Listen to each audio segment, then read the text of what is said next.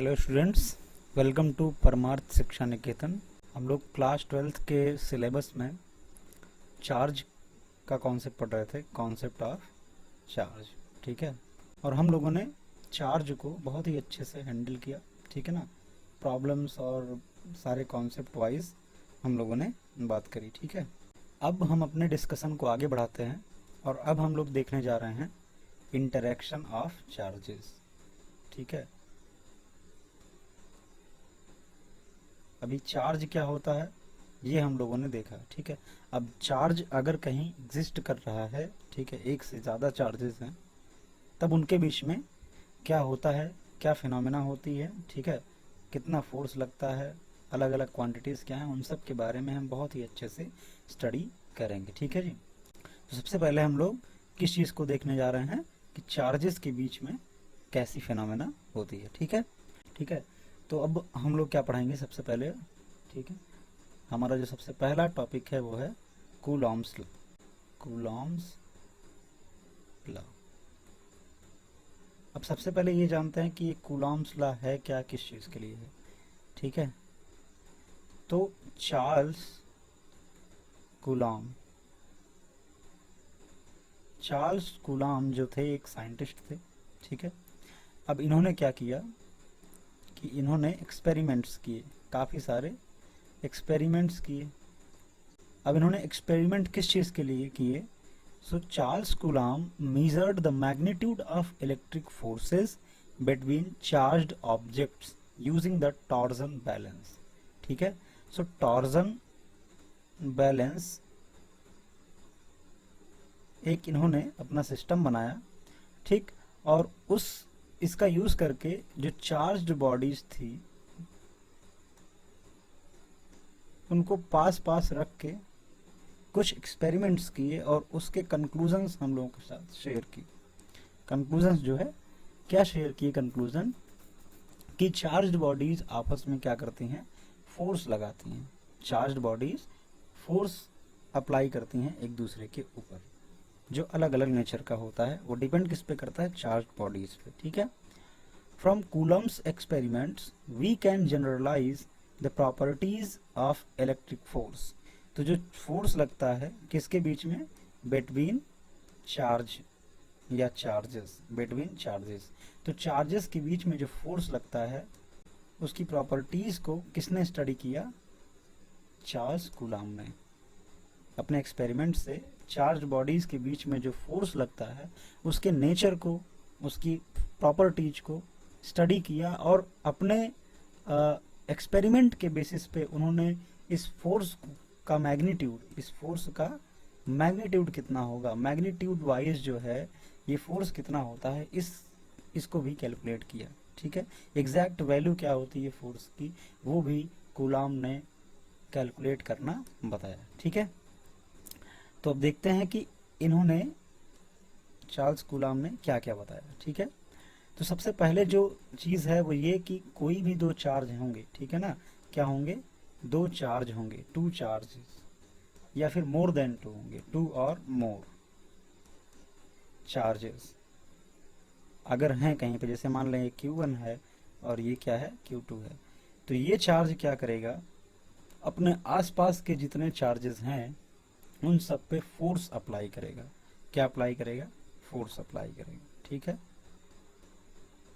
तो ये चार्ज की प्रॉपर्टीज में ही हम लोगों ने पढ़ा था कि चार्ज जो होता है वो दूसरे चार्ज पे क्या करता है? फोर्स अप्लाई करता है। ठीक है, एक चार्ज Q है तो वो दूसरी बॉडी पर, वो बॉडी कैसी हो? ये बॉडी चार्ज भी हो सकती है, इसमें कोई चार्ज भी हो सकता है, और ये बॉडी अनचार्ज भी हो सकती है, चार्ज नहीं भी हो सकता है। तो ये जो चार्ज है ये क्या करता है? फोर्स लगाता है। चार्ज्ड बॉडीज पर भी फोर्स लगाएगा, ठीक है, और अनचार्ज्ड बॉडी पर भी फोर्स लगाएगा। अनचार्ज्ड बॉडी को अपनी तरफ क्या करेगा? अट्रैक्ट करेगा। और चार्ज्ड बॉडी पे जो फोर्स लगेगा उसका नेचर डिपेंड किस पे करेगा? इन दोनों चार्जेस पे, है ना। यहाँ पर तो चार्ज नहीं था इसलिए केवल इस पे डिपेंड करेगा, लेकिन यहाँ पर क्या करेगा? ठीक है, दोनों चार्जेस पे डिपेंड करेगा। तो ये तो हमको पहले से मालूम था कि दो चार्ज होते हैं तो उनके बीच में फोर्स लगता है। ठीक है, अगर दोनों चार्ज सेम पोलैरिटी के होंगे तो रिपल्सिव फोर्स लगेगा। ठीक है, और अगर दोनों चार्ज अपोजिट पोलैरिटी के होंगे तो अट्रैक्टिव फोर्स लगेगा, अट्रैक्शन का फोर्स लगेगा। ये जो है हम लोगों को मालूम था, है ना, पहले से। लेकिन इनका जो मैग्नीट्यूड होता है वो कितना होता है, कितना फोर्स लगेगा, किस केस में कम लगेगा, किस केस में ज़्यादा लगेगा, ये सारी चीज़ें जो हैं हमको एग्जैक्ट नहीं मालूम थी। कोई ऐसा मेथड नहीं था, कोई ऐसा फार्मूला नहीं था जिससे हम कैलकुलेट कर सकें अगर डिफरेंट डिफरेंट केस की बात हो तो। ठीक है, तो चार्ल्स कूलॉम ने इसी प्रॉब्लम का जो है सॉल्यूशन दिया। उन्होंने एग्जैक्ट मैग्नीट्यूड बताया किसका, चार्जेस के बीच में जो फोर्स लगता है। ठीक है, सो इन्होंने क्या बताया, चार्ल्स कूलॉम ने क्या बताया, इन्होंने बताया कि जो फोर्स लगता है चार्जेस के बीच में एफ, उसे बोलते हैं इलेक्ट्रोस्टैटिक फोर्स। उसे क्या बोलते हैं, इलेक्ट्रोस्टैटिक फोर्स। इलेक्ट्रोस्टैटिक फोर्स क्यों बोला जा रहा है, स्टैटिक का मतलब रेस्ट होता है, पोजीशन ऑफ रेस्ट या फिर स्टेट ऑफ रेस्ट। तो रेस्ट की जो स्टेट होती है उसे बोलते हैं स्टैटिक। ठीक है, सो जब चार्ज रेस्ट में है तो वो अपने अगल बगल वाले चार्जेस पे या अगल बगल वाली बॉडीज पे क्या अप्लाई करेगा, फोर्स अप्लाई करेगा। उसी फोर्स को हम लोग बोलते हैं इलेक्ट्रोस्टैटिक फोर्स। ठीक है, अब ये जो फोर्स एफ होता है ये डिपेंड किस पे करता है, उन दोनों चार्जेस की वैल्यू पे। अगर ये चार्ज Q1 है, ये चार्ज Q2 है, तो ये जो फोर्स है वो किस पे डिपेंड करेगा, Q1 पर भी डिपेंड करेगा, ये फोर्स Q2 पर भी डिपेंड करेगा। ये जो फोर्स है इनके बीच की सेपरेशन R पर भी डिपेंड करता है। और कैसे डिपेंड करता है कि ये जो फोर्स है वो डिस्टेंस के स्क्वायर के क्या होता है, एंटी प्रोपोर्शनल होता है। ठीक है, तो इस तरीके से इन्होंने बताया कि किस पे, चार्ज के मैग्नीट्यूड पे डिपेंड करेगा और उनके बीच के सेपरेशन पे डिपेंड करेगा। अगर सेपरेशन हम थोड़ी सी भी बढ़ाते हैं तो फोर्स क्या होगा, काफी ज्यादा डिक्रीज हो जाएगा। इसका मतलब क्या हुआ कि अगर चार्जेस Q1 और Q2 पास पास होंगे तो फोर्स क्या होगा, बहुत ज्यादा होगा। अगर इन चार्जेस को हम दूर दूर रख देंगे तो फोर्स क्या होगा, बहुत ज्यादा कम हो जाएगा। क्यों, क्योंकि अगर यहाँ से देखो ना, अगर हम R को 2 टाइम्स कर दें 2R, तो अब की बार क्या होगा, इसका स्क्वायर, तो स्क्वायर होगा तो क्या आ जाएगा 4R स्क्वायर, है ना, 1/4। यानी कि पहले जितना फोर्स था उसका क्या हो जाएगा 1/4।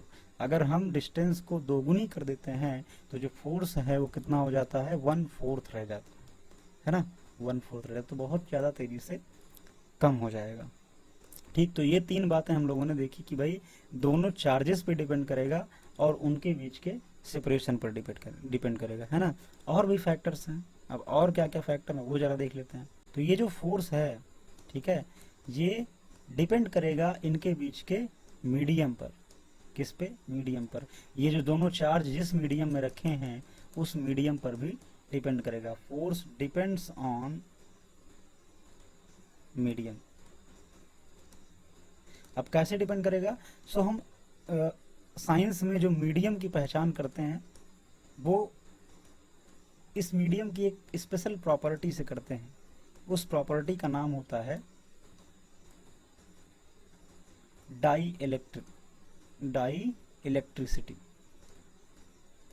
ठीक है जी, अब डाई इलेक्ट्रिक नेचर होती है हर एक मैटर में, डाई इलेक्ट्रिक नेचर होती है। तो उस डाई इलेक्ट्रिक नेचर के कारण हर एक मीडियम का अपना क्या होता है, एक डाई इलेक्ट्रिक कांस्टेंट होता है, डाई इलेक्ट्रिक कांस्टेंट होता है। ठीक है, जिसको हम लोग बोलते हैं K। सो अभी के लिए हम केवल इतना ही जानते हैं। ठीक, अभी फोर्स के बारे में कंप्लीट करने के बाद हम फिर से आएंगे किस पे, डाई इलेक्ट्रिक कांस्टेंट K पे। ठीक है, सो हर एक मीडियम को अलग अलग पहचान के लिए हम लोगों ने क्या बनाया, एक क्वांटिटी बनाई जिसका क्या नाम दिया, डाई इलेक्ट्रिक कांस्टेंट। ठीक है, जैसे अगर एग्जाम्पल के लिए हम बात करें, सो अगर हम एयर मीडियम की बात कर रहे हैं, ठीक है, जहाँ पर हवा हो केवल, सो उसके लिए K की जो वैल्यू होती है वो होती है 1.008 के अप्रॉक्स, है ना। अगर हम वॉक्यूम की बात करें जहाँ पर एयर भी नहीं है तो वहाँ के लिए K इज इक्वल टू क्या होता है, 1 होता है। सो फिलहाल हम कैलकुलेशन के लिए दोनों को एक ही मान के चलते हैं, है ना। अगर हम वाटर की बात करें तो वाटर के लिए K की जो वैल्यू बताई जाती है वो 80 या फिर 81, कुछ बुक्स में 80 होता है, कुछ राइटर्स 80 लेते हैं और कुछ 81 लेते हैं, तो अप्रॉक्स ये होता है। ठीक है, कुछ जो सॉल्यूशंस हैं उनमें भी K की वैल्यू 2 होती है, कहीं कहीं पे 6 होती है ना। तो इस तरीके से K की वैल्यू वेरी करती है। सो K की वैल्यू की अगर हम रेंज लिखेंगे तो वो कहाँ से होगा, K ऑलवेज ग्रेटर देन और इक्वल टू 1 से लेकर के इनफाइनाइट तक हो सकता है। ठीक है, 1 किसके लिए होगा? वैक्यूम के लिए, जहां पर कोई भी मीडियम ना हो। तो 1 से छोटा नहीं हो सकता। तो के कुल मिलाकर के हमेशा क्या होता है? पॉजिटिव होता है। अब के इनफाइनाइट तक जा सकता है, बहुत ज्यादा वैल्यू हो सकती है। के इनफाइनाइट किसका होता है? मेटल्स के लिए। ठीक है ना, मेटल्स के लिए। ठीक, चलो, तो ये बात हो गई किसकी? डाई इलेक्ट्रिक कांस्टेंट की। तो अभी हम क्या बोल रहे थे कि हमने नेक्स्ट पॉइंट लिखा कि जो फोर्स है दो चार्जेस के बीच में, उनके मीडियम पर भी डिपेंड करेगा। सो मीडियम का मतलब क्या है? मीडियम को रिप्रेजेंट करने के लिए हमने क्वांटिटी रिप्रेजेंट करी डाई इलेक्ट्रिक कांस्टेंट। इसका मतलब क्या हुआ कि जो फोर्स है वो डिपेंड करेगा मीडियम पे इस रिलेशन के हिसाब से। F is anti proportional to the dielectric constant of medium। Okay, अब मीडियम का डाई इलेक्ट्रिक कांस्टेंट जितना ज्यादा होगा, फोर्स की वैल्यू क्या होगी? उतनी ही कम होगी। ठीक है, सो किसका डाई इलेक्ट्रिक कांस्टेंट सबसे कम है? जिसके लिए सबसे कम होगा डाई इलेक्ट्रिक कांस्टेंट, उस मीडियम में फोर्स क्या होगा? सबसे ज्यादा लगेगा। इसका मतलब वैक्यूम में फोर्स सबसे ज्यादा होगा, है ना। फिर उसके बाद एयर, तो एयर में अगर हम बात करें तो एयर में जो है फोर्स सबसे ज्यादा लगेगा। ठीक है, चार्ज को अगर हम इग्नोर करें तो केवल और केवल हम मीडियम की बात करें तब। ठीक है, अगर वहीं मैं कहूँ वाटर में दोनों चार्जेस रखे हैं, तब बताओ फोर्स, तब तो वाटर का डाइलेक्ट्रिक कांस्टेंट बहुत ज्यादा है ना एयर के कंपैरिजन में। इसका मतलब एयर के कंपैरिजन में जो वाटर में फोर्स लगेगा वो कम लगेगा, है ना, वो कम लगेगा। ठीक, सो ये जो डाई इलेक्ट्रिक कांस्टेंट है ये किस पे डिपेंड किया? चार्ज पे डिपेंड किया, है ना, और बीच की सेपरेशन पे डिपेंड किया, और डाई मीडियम पर डिपेंड किया। ठीक है, अब अगर हम इसको समराइज करें, ठीक है, अगर हम इसको देखें, सो फोर्स जो है वो किस पे डिपेंड किया? Q1 Q2, ठीक है ना, और एंटी प्रोपोर्शनल किसके हुआ? के और फिर आर स्क्वायर के। सो ये बनता है रिलेशन। ठीक है ना, कि डिपेंडेंसी का रिलेशन है कि फोर्स किस पे डिपेंड कर रहा है। अब कूलाम ने क्या किया? कूलाम ने इसके लिए एग्जैक्ट जो वैल्यू बताई वो बताई कि F इज इक्वल टू के टाइम्स, सॉरी यहाँ पे हमने के यूज कर लिया, कुछ और यूज कर लेते हैं, मान लेते हैं ए यूज कर लिया हम, है ना, ए इंटू Q1 Q2 अपॉन के आर स्क्वायर। अब हमको मैथमेटिक्स का सिंपल सा रूल पता है कि जब भी हम प्रोपोर्शनलिटी साइन हटाते हैं तो एक क्या लगाते हैं? कांस्टेंट लगाते हैं, और यही कांस्टेंट कूलाम ने भी यूज किया। ठीक है, सो इस कांस्टेंट को क्या नाम दिया जाता है? कि ये कूलाम कांस्टेंट है। ये क्या है? कूलाम्स कांस्टेंट है। अब कूलाम ने इसकी वैल्यू बताई, इस कांस्टेंट की वैल्यू बताई। उन्होंने कहा कि हम इसकी जो वैल्यू है डिपेंड करती है किस पे? सिस्टम ऑफ यूनिट पे। सो सिस्टम ऑफ यूनिट, सो अगर मैं बात करूं एसआई सिस्टम ऑफ यूनिट की, सो इस ए की वैल्यू होती है 1/4 पाई एप्सिलॉन नॉट के बराबर। ठीक है, जब हम इसको सॉल्व करते हैं तो आती है 9 × 10⁹, ये ए की वैल्यू आती है। ठीक है, अब अगर मैं बात करूं दूसरे सिस्टम ऑफ यूनिट, एसआई या फिर एमकेएस, दोनों के लिए वही होता है। ठीक है जी, अब मैं दूसरे सिस्टम ऑफ यूनिट की बात करता हूँ सीजीएस के लिए। तो अगर सीजीएस सिस्टम ऑफ यूनिट में हम ए की वैल्यू कैलकुलेट करते हैं, तो वो कितना आती है? 1 आती है। ठीक है, सो ये याद रखें कि यहाँ पर जो कूलाम्स कांस्टेंट ए होता है उसकी वैल्यू सिस्टम ऑफ यूनिट के अकॉर्डिंग क्या होगी। ठीक है, सो अब ये फार्मूला हो गया। अगर मैं एसआई सिस्टम की बात करूं, क्योंकि ज़्यादातर अब हमको यूज़ में एसआई सिस्टम होती है, पूरी की पूरी हमारी जो साइंस है, जो भी एनालिसिस होता है वो किस पे बेस्ड हो गया है? इंटरनेशनल सिस्टम, एसआई सिस्टम पे। ठीक है, सो अगर हम फार्मूला लिखें एसआई सिस्टम में तो क्या बनेगा? 1/4 pi epsilon not Q1 Q2 upon के आर स्क्वायर। ओके, सो ये हो जाएगा फॉर्मूला। ठीक है, अभी ये क्या है? ये है मैग्नीट्यूड। ये क्या है? मैग्नीट्यूड, कि कितना फोर्स लगेगा। ये कूलाम ने क्या बताया कि कितना फोर्स लगेगा, अमाउंट है ये क्या है? Amount of force. ठीक है, एक और प्रॉपर्टी जो बताई उन्होंने वो क्या कि भाई पहले क्या बताया कि फोर्स Q1 पर डिपेंड करेगा, Q2 पे डिपेंड करेगा, उनके बीच के सेपरेशन पे डिपेंड करेगा, उनके बीच के मीडियम पे डिपेंड करेगा, और जो लास्ट पॉइंट है कि फोर्स की बात कर रहे हैं हम किसकी बात कर रहे हैं? फोर्स की। फोर्स कैसी क्वांटिटी है? वेक्टर क्वांटिटी है।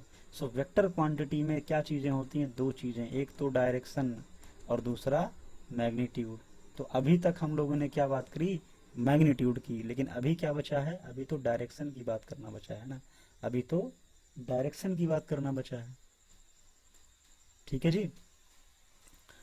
सो कूलाम ने क्या बताया कि जो फोर्स की डायरेक्शन होगी, डायरेक्शन ऑफ फोर्स, वो होगी line joining in the line joining of Q1 and Q2। सो जो Q1 है यहाँ पे मान लेते हैं Q1 है, और यहाँ पे मान लेते हैं क्या है, Q2 है। ठीक है, यहाँ पे हमने मान लिया Q1 को और यहाँ पे क्या मान लिया, Q2 को। अब इनको मिलाने वाली जो लाइन है वो हमने ड्रॉ कर ली, वो ये है। ठीक है जी, वो ये है लाइन। अब इनके बीच में फोर्स लगेगा। ठीक, उसका नेचर क्या होगा ये हम लोग समझ सकते हैं। नेचर क्या होगा कैसे जान सकते हैं, जब हमको इनके साइन पता चलेंगे। ठीक है, मान लेते हैं कि ये पॉजिटिव है और ये नेगेटिव है। सो दोनों कैसे हैं, अपोजिट नेचर के, एक पॉजिटिव है दूसरा क्या है, नेगेटिव। तो बताओ भाई फोर्स कैसा लगेगा, उसका नेचर क्या होगा, अट्रैक्टिव होगा, अट्रैक्टिव होगा। ठीक है ना, ये वाला जो चार्ज है इस वाले चार्ज को अपनी तरफ अट्रैक्ट करेगा और ये वाला चार्ज इसको अपनी तरफ अट्रैक्ट करेगा। तो दोनों एक दूसरे को अपनी तरफ क्या करेंगे, अट्रैक्ट करेंगे, तो अट्रैक्टिव होगा। ठीक है, तो ये बात तो समझ में आ गई भाई कि फोर्स जो है अट्रैक्टिव होगा। कितना फोर्स लगेगा, तो उसके लिए भी हम लोगों ने देख लिया कि फोर्स की जो वैल्यू हमें कैलकुलेट करनी होगी 1/4 epsilon not Q1 into Q2 upon KR²। ये फोर्स की वैल्यू भी आ जाएगी। ठीक है, फोर्स की वैल्यू भी आ जाएगी। अब फोर्स की डायरेक्शन की बात करें तो फोर्स किधर लगेगा। ठीक है, सो अगर मैं बात करूं कि फोर्स बाई Q1, ठीक है, अगर मैं बात करूं कि Q1 जो फोर्स लगाएगा उसकी डायरेक्शन क्या है, सो Q1 क्या करेगा, इसको अपनी तरफ खींचेगा, मतलब इस डायरेक्शन में। ठीक है, सो हम इसको कैसे बोलते हैं, हम बोलते हैं कि इन दोनों को मिलाने वाली लाइन की डायरेक्शन में इस साइड, इस तरीके से। ठीक है, ये हो गई डायरेक्शन, इसको बोलेंगे हम FQ1, फोर्स बाई Q1। ठीक है, अब अगर मैं बात करूं कि भाई F यानी कि फोर्स बाई Q2, Q2 कितना फोर्स लगाएगा, किधर लगाएगा, सो Q2 क्या करेगा, इसको अपनी तरफ अट्रैक्ट करेगा। सो Q2 अपनी तरफ अट्रैक्ट करेगा। सो डायरेक्शन क्या बनेगी, डायरेक्शन बनेगी इन दोनों पॉइंट्स को मिलाने वाली लाइन की डायरेक्शन में, यानी कि इस डायरेक्शन में। सो ये जो फोर्स हो गया, ये हो गया FQ2, force by charge Q2। समझ में आया। अब अगर मान लेते हैं कि ये दोनों क्या थे, पॉजिटिव पॉजिटिव, ये भी पॉजिटिव ये भी पॉजिटिव, तो भाई दोनों कैसे, सेम नेचर के, या फिर ये भी नेगेटिव होता और ये भी क्या होता, नेगेटिव होता, तो दोनों क्या हो गए, सेम नेचर के। सेम नेचर के हैं, इसका क्या मतलब हुआ, सेम नेचर के हैं, इसका मतलब कि इन दोनों के बीच जो फोर्स लगेगा वो कैसा होगा, रिपल्सिव होगा। रिपल्सिव होगा इसका मतलब ये अगर 1 है और ये 2 है, ठीक है, सो जो 2 वाला चार्ज है, जो 2 वाला चार्ज है वो 1 वाले चार्ज को रिपल करेगा। कैसे रिपल करेगा, इन दोनों को ज्वाइन करने वाली लाइन की डायरेक्शन में। मान लेते हैं ज्वाइन कर दिए, ठीक है, मान लेते हैं ज्वाइन कर दिए, तो इनको ज्वाइन करने की किस डायरेक्शन, ये क्या हो, ये लाइन बन गई ना, तो इस डायरेक्शन में, इसी लाइन की डायरेक्शन में ये इधर रिपेल करेगा और ये 1 जो चार्ज है वो 2 को इधर रिपेल करेगा। ठीक है, तो ये फोर्स हो गया FQ1 और ये फोर्स हो गया FQ2।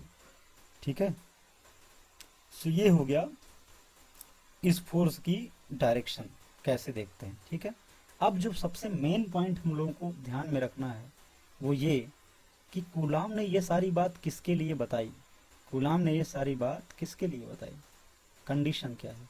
सो उनका जो स्टेटमेंट है, अगर हम स्टेटमेंट देखें तो उन्होंने क्या बताया था कि टू स्टैटिक पॉइंट चार्ज, ठीक है ना, या फिर फोर्स बिटवीन 2 और मोर स्टैटिक पॉइंट चार्ज, जो हमारे काम की बात है वो ये 3 है। ठीक है ना, सबसे पहली चीज स्टैटिक, दूसरी चीज पॉइंट चार्ज। ठीक है, सो जो कूलाम ने लॉ बताया वो किसके लिए बताया, स्टैटिक चार्जेस के लिए। स्टैटिक का मतलब रुके हुए चार्ज के लिए, रुके हुए चार्ज के लिए। ठीक है, दूसरी चीज क्या बताई, पॉइंट। तो पॉइंट चार्ज क्या होता है? पॉइंट चार्ज का मतलब कोई भी ऐसी body, any body has negligible size, जिसका साइज हम मेजर ना कर सके, बहुत कम हो, बहुत छोटा, यानी कि साइज टेंडिंग टूवर्ड्स जीरो, उसे हम लोग क्या बोलेंगे? Point charge. ठीक है, तो सबसे ये जो मेन बात है जो हम लोग को ध्यान में रखनी है वो कि जब पॉइंट चार्ज होगा तभी ये अप्लीकेबल होगा। तो मैं कुछ ऐसे नॉर्मल से क्वेश्चन पूछता हूँ, ठीक है, कि भाई ये एक ऐसे एक स्फेयर है, ये क्या है? एक स्फेयर है जिसपे कोई चार्ज है प्लस क्यू चार्ज है, ठीक है। दूसरा हम लेते हैं एक पॉइंट चार्ज +2 कूलाम का, माइक्रो कूलाम का। क्या इन दोनों के बीच अगर हमको फोर्स कैलकुलेट करना होगा सो क्या कूलॉम्स लॉ लगेगा? क्या कूलॉम्स लॉ का यूज करके हम ये फोर्स निकाल पाएंगे? सो अगर कूलॉम्स लॉ के स्टेटमेंट की बात करें तो हम यहाँ पे कूलॉम्स लॉ अप्लाई नहीं कर पाएंगे। क्यों नहीं कर पाएंगे? क्योंकि एक तो पॉइंट चार्ज है लेकिन ये पॉइंट चार्ज नहीं है, ये पॉइंट चार्ज नहीं है, इसलिए यहाँ पर कूलॉम्स लॉ नहीं लगेगा। ठीक है, आगे हम लोग देखेंगे कि हम कैसे इस टाइप के प्रॉब्लम्स को करते हैं, यहाँ पर हम कैसे फोर्स कैलकुलेट करते हैं, कूलॉम्स लॉ की हेल्प लेंगे, लेकिन उसका एक अलग प्रोसेस है, अलग तरीका है। ठीक है, लेकिन अगर हम कॉन्सेप्ट वाइज बात करें कि अगर ऐसी सिचुएशन हमको दे रखी हो तो क्या यहाँ पर हम कूलॉम्स लॉ को अप्लाई कर पाएंगे? तो उसका आंसर होगा नहीं कर पाएंगे। क्यों नहीं कर पाएंगे? क्योंकि कूलॉम्स लॉ किसके लिए लगता है? पॉइंट चार्ज के लिए लगता है। ठीक, या दूसरी मैं सिचुएशन ले लूँ कि एक ये वायर है जिसपे चार्ज है +q, डिस्ट्रीब्यूटेड है यूनिफॉर्म, और उससे कुछ दूरी पर मान लेते हैं 3 मीटर की दूरी पर कोई पॉइंट है B। इस पॉइंट पे 1 माइक्रो कूलाम का चार्ज हमने रख दिया नेगेटिव का। अब अगर इन दोनों के बीच में फोर्स तो लगेगा, 100% फोर्स लगेगा, उसी इस बॉडी पर भी चार्ज है और इस बॉडी पर भी चार्ज है, तो फोर्स तो लगना है, उसकी डायरेक्शन भी अपनी होगी क्योंकि वेक्टर क्वांटिटी है। लेकिन कितना फोर्स लगेगा, किस डायरेक्शन में लगेगा? ठीक है, क्या अभी हम कैलकुलेट कर पाएंगे? ठीक है, जो हमने फार्मूला पढ़ा है 1/4πε0 Q1 Q2 अपॉन r², अगर हम केवल उस फार्मूले की बात करें, उस कॉन्सेप्ट की बात करें, तो क्या इसकी हेल्प से या इसका यूज करके जितना हमने जिस तरीके से कैलकुलेट करना पड़ा है, क्या हम ये फोर्स निकाल सकते हैं? तो इसका आंसर भी होगा नो, इसका भी आंसर होगा नो। कूलॉम्स लॉ यहाँ पर भी एप्लीकेबल नहीं होगा क्योंकि दोनों पॉइंट चार्ज नहीं हैं। कूलॉम्स लॉ को यूज करने के लिए दोनों क्या होने चाहिए? पॉइंट चार्ज होने चाहिए। ठीक है, सो यहाँ पर भी हम कूलॉम्स लॉ को अप्लाई नहीं कर पाएंगे। दो स्फेयर्स के बीच में नहीं कर पाएंगे। ठीक है, दो स्ट्रेट वायर इनके बीच में फोर्स निकालना नहीं कर पाएंगे। कंडीशन क्या है? क्या होना चाहिए कूलॉम्स लॉ को यूज करने के लिए? दोनों कैसे होने चाहिए? पॉइंट चार्ज होने चाहिए। ठीक है भाई, तो ये है कंडीशन। सो अब हम लोग देखते हैं कुछ इस